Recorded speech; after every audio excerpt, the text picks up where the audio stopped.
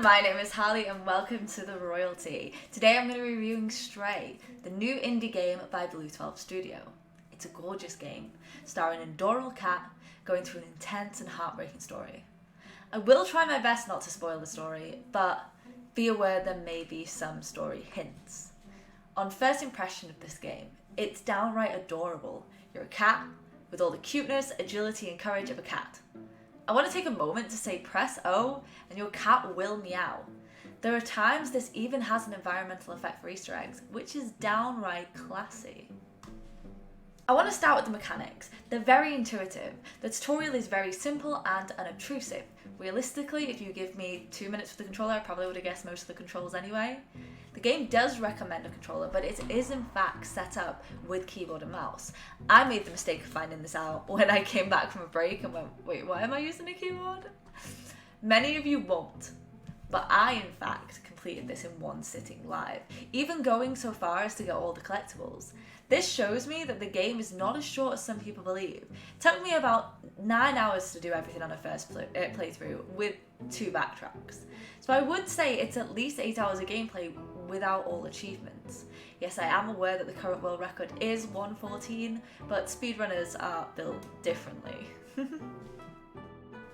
All I'll tell you about the story of Stray is that it's set in a dystopian future where the humans have died out, and this is a journey of a cat trying to get home. The story beginning alone does everything it needs to tug at your heartstrings. My initial reaction was I will protect this cat with my life, and that I certainly would have done. As a cat owner, I may have a small bias towards Stray because of the protagonist, but I don't believe this is the only reason that Stray is phenomenal. And I don't use that word lightly. From the character development, to the backdrop design, to the story itself, Stray achieves everything it wants to and more.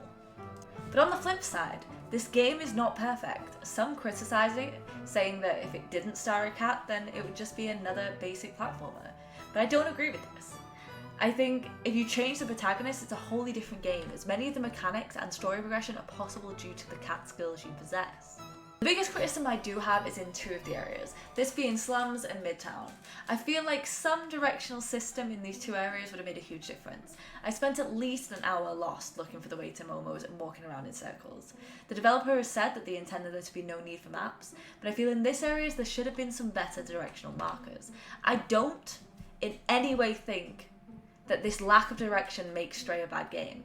However, it's simply some refinement I think the game could use to make it better. Because at one point, the meow button almost wasn't enough to keep me engaged while wandering through the slums. And a second issue is the lack of clear division between areas. As a linear game with no option to return upon leaving certain areas, I feel a pop-up between changing areas would help prevent missing side quests and collectibles. I had to return to both Anvil and Midtown due to not realising that I could no longer return to the previous area. Stray does somewhat account for this with chapter select, but it can be frustrating to redo an entire area for one collectible. I feel like a simple acknowledgement that you can't return would solve this problem. However, I do acknowledge that this may cause slight spoilers in Midtown if it were to tell you. I guess that is a disadvantage with a linear game. Going on to the price. At $23.99, in Freedom dollars $29.99, Stray is creeping up into the higher price of an indie game, but still much lower than a usual PS4 game. I, however, don't think the price is too high. Even as someone who's used to indie games being around $10 to $15, this game offers so much in graphics and storytelling that I would happily pay that price, especially as I will likely play it again. Now, onto the rating. I know many would give this a 10, and I certainly give it cat out of 10. However, from a purely gameplay standpoint, I give it a 9 out of 10. Worthy of the Game of the Year awards, but there are some areas for improvement.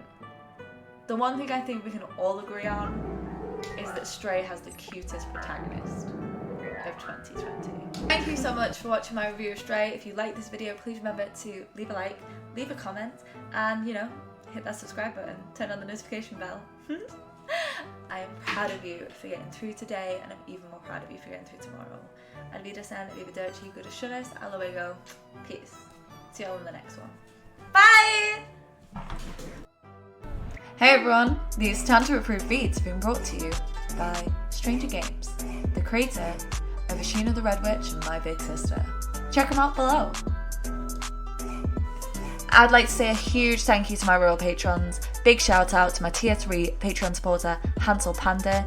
Your support allows me to create content as regularly as I do. If you want behind the scenes of mine and Adam's road trips, if you want IRL pictures of me and my pets, or you just want to see the editing videos that I do for all of my YouTube videos, then you should join us at the Royal Patrons.